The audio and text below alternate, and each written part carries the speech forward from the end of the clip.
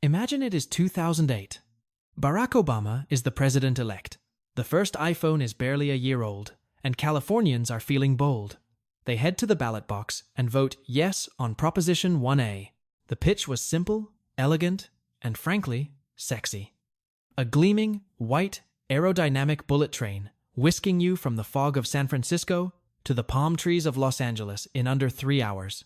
No TSA lines, no Interstate 5 traffic jams, just 220 miles per hour of pure electric progress. It was supposed to cost $33 billion and be finished by around 2020. Fast forward to today, and that vision of a high-tech transit utopia has collided headfirst with the cold, hard reality of American bureaucracy. Instead of a statewide network, we have a few lonely concrete viaducts rising out of the dirt in the Central Valley, like the ruins of a civilization that forgot how to build things.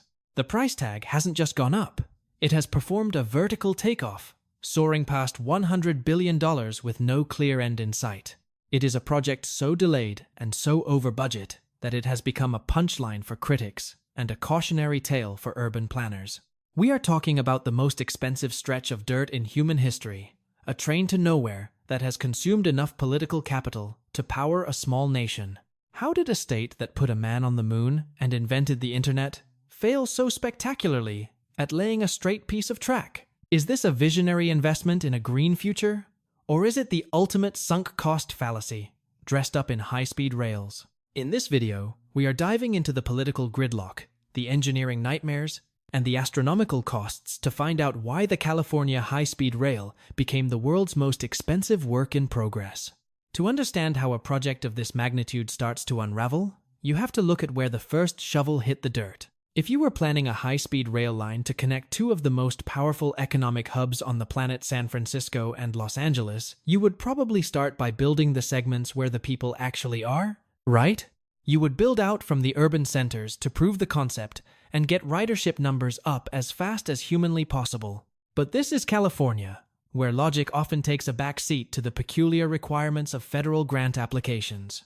Instead of starting in the dense, vertical jungles of the Bay Area or the sprawling basin of Los Angeles, the California High-Speed Rail Authority chose to break ground in the Central Valley, specifically a stretch between Madera and Bakersfield. Critics immediately dubbed it the train to nowhere. And while that is a bit unfair to the hardworking people of the Central Valley, it is not exactly a ringing endorsement for a global transit revolution. The reason for this middle-out strategy was purely political. Back in 2009, the Obama administration offered billions of dollars in federal stimulus money through the American Recovery and Reinvestment Act. But there was a catch. The money had to be spent quickly on projects that were shovel-ready. The Central Valley was the only place where the land was relatively flat, and the engineering seemed simple enough to start digging before the federal deadlines expired. It was a classic take-the-money-and-run scenario. But the problem is that you can't just run a train through a flat field and call it a day. By starting in the easy part of the state, the project locked itself into a specific alignment before the truly difficult parts, like boring massive tunnels through the Tehachapi and San Gabriel Mountains, were even fully designed. It was like starting a marathon by sprinting the first 100 yards across a paved parking lot, while the remaining 26 miles are straight up a vertical cliff face. This decision created a massive logistical trap. By the time engineers realized the mountain passes would cost tens of billions more than expected, the state was already committed to the Central Valley segment. They had built bridges over dry creek beds and viaducts over orchards, effectively creating a concrete hostage that forced the state to keep funding the project just to make those initial investments worth something. It was a gamble that the momentum of the middle would eventually force the ends to happen. But instead, it just left California with a very expensive, very fast commuter rail through the land of almonds and cows, with no clear path to the coastal cities that were supposed to be the whole point of the enterprise. If the political maneuvering for federal funds was the spark that lit the fuse, then the legal landscape of California was the giant bucket of water, and occasionally, gasoline poured over the fire. In most countries, if the national government decides to build a high-speed rail line, they just build it. They might buy your land, they might compensate you. But the train is coming through. In America, and specifically in California, we have a much more participatory process which is a polite way of saying that anyone with a law degree and a grievance can stall a multi-billion-dollar project for a decade. Enter the world of NIMBY, or not in my backyard. Now, to be fair, if a 220-mile-per-hour bullet train was scheduled to roar through your organic almond grove or your quiet suburban neighborhood, you would probably have some notes, too. But in California, those notes come in the form of the California Environmental Quality Act, or CEQA. Originally designed to protect the state's breathtaking natural beauty, CEQA has become the ultimate Swiss Army knife for obstructionists. Local farmers in the Central Valley, wealthy homeowners in the Silicon Valley suburbs, and even rival transit agencies have used CEQA to file lawsuit after lawsuit. They argued about noise, they argued about dust, they argued about the impact on the movement of local kit foxes, and they argued about the visual blight of elevated tracks. Each one of these lawsuits didn't just cost money in legal fees, they caused delay inflation. When you are building a project this big, every month of delay adds millions to the final price tag as labor costs rise, and the price of steel and concrete ticks upward. One particularly famous legal battle involved the city of Burlingame and other peninsula towns who were horrified at the prospect of high-speed tracks cutting through their manicured neighborhoods. They fought for years to force the train to share tracks with the existing Caltrain commuter line, a compromise that eventually saved money but capped the train's top speed in that area, effectively neutering the high-speed part of the high-speed rail. It's a classic Californian irony. A project designed to be the ultimate green alternative to cars and planes is being strangled by the very environmental laws meant to protect the planet. It turns out that everyone loves the idea of a bullet train, as long as it stays safely in someone else's zip code. This death by 1,000 lawsuits didn't just slow down the construction. It created a zigzagging route, dictated more by who had the best lawyers than by what made the most engineering sense. Let's talk about the math of misery, because the budget for the California high-speed rail hasn't just increased, it has undergone a complete atmospheric re-entry in reverse.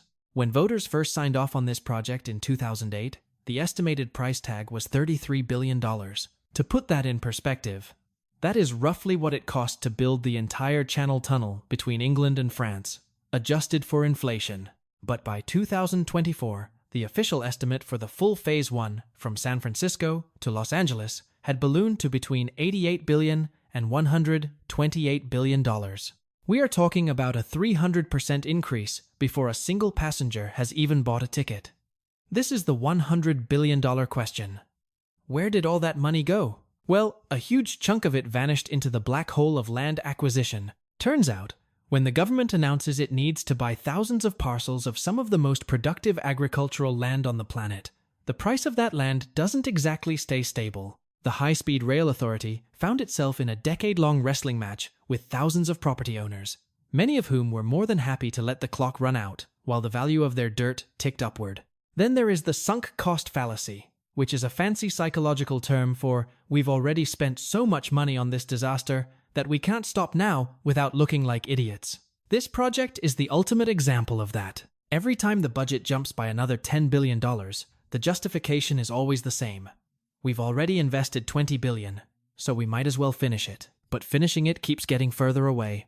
Inflation is a relentless beast, especially in construction. A bag of cement or a ton of steel costs significantly more in 2026 than it did when the first designs were drawn up. When you add in the cost of specialized labor and the sheer scale of the engineering, like the massive viaducts needed to clear existing freight lines, the numbers start to look less like a budget and more like a telephone number. And let's not forget the funding gap. Currently, the state only has enough money secured to finish the initial segment in the Central Valley. To actually get the train into the tunnels and over the mountains to the coast, they need another $75 billion that simply does not exist yet. It is like buying a Ferrari one spark plug at a time and hoping that someone hands you the engine for free 10 years from now. This financial runaway train has turned the project into a political lightning rod, where every new budget update is greeted with a mix of exhaustion and dark humor by the taxpayers who are ultimately footing the bill. While the soaring costs of land and the legal battles are easy targets, there is a quieter, more bureaucratic reason why the California high-speed rail has struggled to stay on track. The consultant industrial complex. In the early days of the project, the California High-Speed Rail Authority made a fateful decision. Instead of hiring a massive internal team of state engineers and project managers, the kind of people who built the massive California water project or the interstate highway system, in the mid-20th century, they decided to outsource almost everything. We are talking about a skeleton crew of state employees overseeing a literal army of private consultants. At one point, the ratio was roughly one state employee for every 10 or 15 consultants. This lean government model was supposed to save money and bring in private sector efficiency, but in reality, it created a management nightmare. When you outsource the core oversight of a $100 billion project, you end up with a game of telephone played with billions of taxpayer dollars. Private firms were responsible for designing the tracks, managing the construction, and even overseeing the other consultants. This led to a massive breakdown in communication and accountability. If a bridge was designed incorrectly, or a utility line wasn't moved in time, the consultants often pointed fingers at each other, while the billable hours kept ticking upward. The state was essentially paying a premium for project management that often failed to actually manage the project. It wasn't just a few $1 million either. Hundreds of millions, and eventually billions, flowed into the pockets of global engineering firms, while the actual physical progress on the ground remained agonizingly slow. This outsourced oversight meant that the people making the big decisions didn't always have a long-term stake in the project's success. They had a stake in the next contract extension. Critics have argued that this structure turned the high-speed rail into a self-perpetuating machine for generating consulting fees rather than a transportation system. By the time the state tried to pivot and bring more expertise in-house, the culture of the project had already been set. It was a massive, decentralized web of contractors with different incentives, all trying to navigate a project that was changing its design and its timeline every few months. This lack of a strong, centralized command and control center is a huge reason why simple mistakes like failing to secure a right-of-way before hiring a construction crew happened over and over again. It is a classic example of how trying to run a government project, like a business, can sometimes result in the worst of both worlds. The slow pace of a bureaucracy with the high overhead of a private corporation. Whenever we talk about the California high-speed rail, the conversation inevitably turns to a single, painful question. Why can't we have nice things?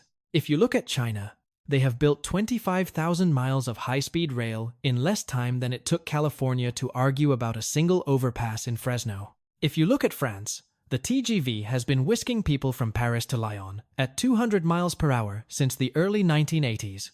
Japan's Shinkansen is so efficient and punctual that if a train is 30 seconds late, the conductor practically issues a formal apology to the entire nation.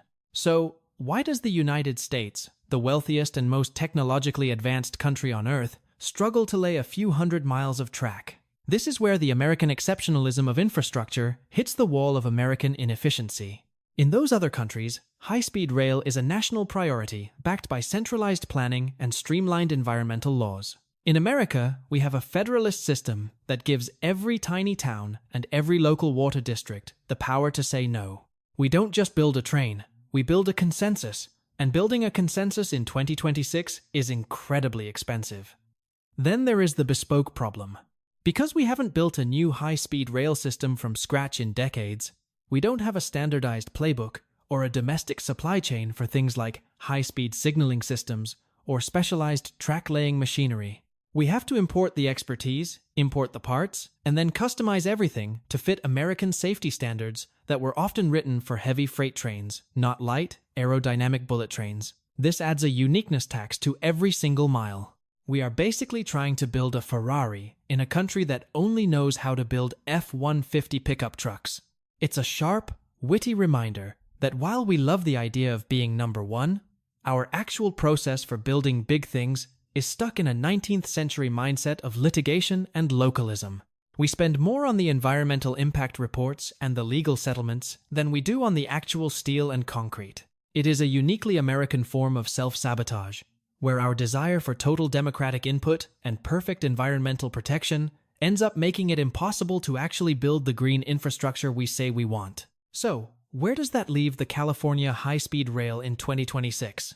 Are we looking at a visionary investment in a carbon-neutral future?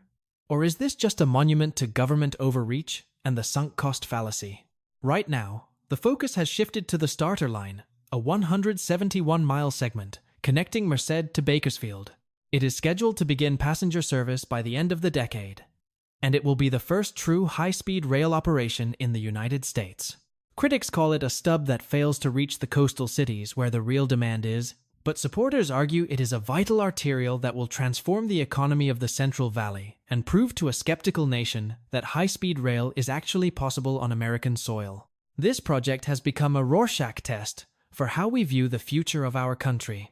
If you see a half-finished viaduct in a dusty field and see a hoden or a black hole of wasted billions, you aren't wrong. The mismanagement and the cost overruns are undeniable. But if you see that same viaduct as a necessary, painful first step toward a state that isn't choked by highway traffic and airport delays, you aren't wrong either. California is attempting to build the most complex infrastructure project in American history during an era of unprecedented legal and political polarization. Whether the train ever reaches the Transbay Center in San Francisco or Union Station in Los Angeles depends entirely on the political will of the next generation of voters and the willingness of the federal government to keep writing checks. In the end, the California high-speed rail isn't just about a train. It's about whether a 21st century democracy still has the capacity to build big, transformative things. It is a cautionary tale, a comedy of errors, and a high-stakes gamble all rolled into one gleaming, expensive, and yet-to-be-finished package. Only time and perhaps another $50 billion will tell if the Golden State can finally deliver on its platinum pipe dream.